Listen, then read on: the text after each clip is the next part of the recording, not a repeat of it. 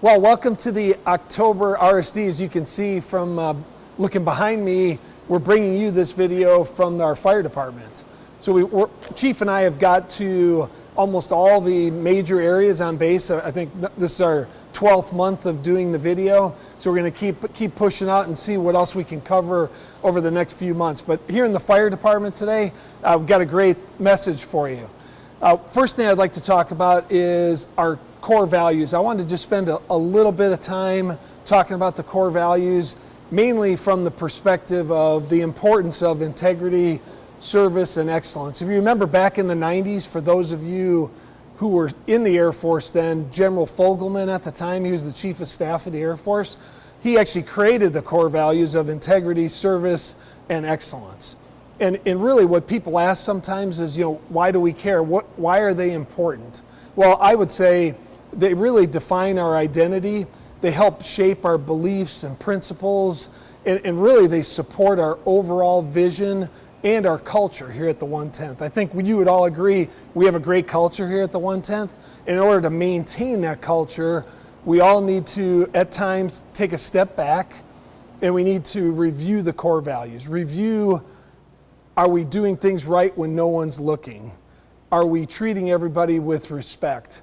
Are we executing discipline and self-control? And then finally, are we putting forth our absolute best effort when it comes to excellence? And I think if you look at all those things periodically, take that step back, self-evaluate yourself, look at yourself in the mirror, and see how you're doing with respect to the core values. Very important concept, very important for us to be able to maintain that high degree, a great culture that we have here at the 110th. So changing gears, this weekend we are going to celebrate the retirement of Colonel Don Henry from the 217th AOG. Colonel Henry has had a tremendous career, 30 years in the Air Force and Air National Guard, a highly decorated combat veteran, a commander at multiple levels, multiple staff tours. He really embodies the service part of our core values. I think when you look at those three, the service before self, he's really, he exemplifies everything that goes into that core value.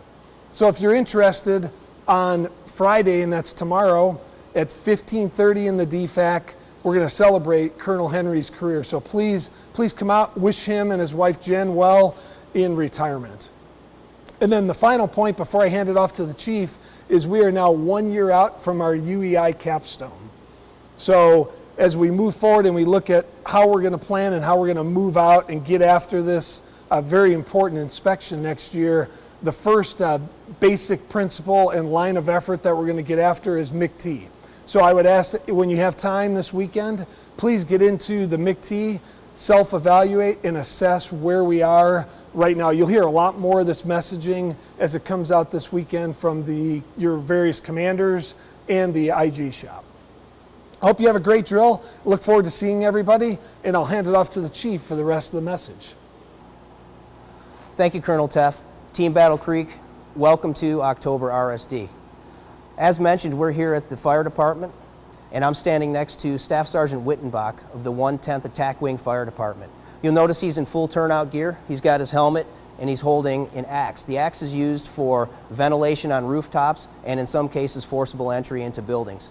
Being a firefighter is one of the most strenuous and physically demanding jobs in the United States Air Force. So I just want to say thanks to all the men and women of the 110th Attack Wing Fire Department, and Sergeant Wittenbach, thank you very much for what you do. And I hope you do well going forward in the future. Thank you very much. Okay. Switching gears a little bit, I want to turn your attention to some of the changes that we've recently made to the 110th Wing app. When you open up the app on your smartphone or your Apple device, you'll notice that there's two additional functionalities now. One is ask a question to the commander or ask a question to the command chief. This part of the app works kind of like a blog. So you can post a question in there, everybody can see that question, and the commander or I will get in there and answer it as quickly as we can. The second part is an anonymous feedback application, wherein you can go in, give feedback anonymously, and that feedback will go directly to your command staff, to the wing commander, the vice wing commander, and myself. So I would ask that you, if you don't have the app, download the app today, and please, we want your feedback. We want to know what's happening within the wing so we can help you guys and we can make things better. Please take a look at that app and use it. And lastly, I just want to touch on the transition from the ABU to the OCP. As you'll notice outside, the weather's getting colder, and we've had a lot of questions about what kind of cold weather gear we can wear with the OCP. So I'll put out some guidance right now. The only items that you can interchange between the ABU and the OCP are the sage green gloves and the cold weather, extreme cold weather parka.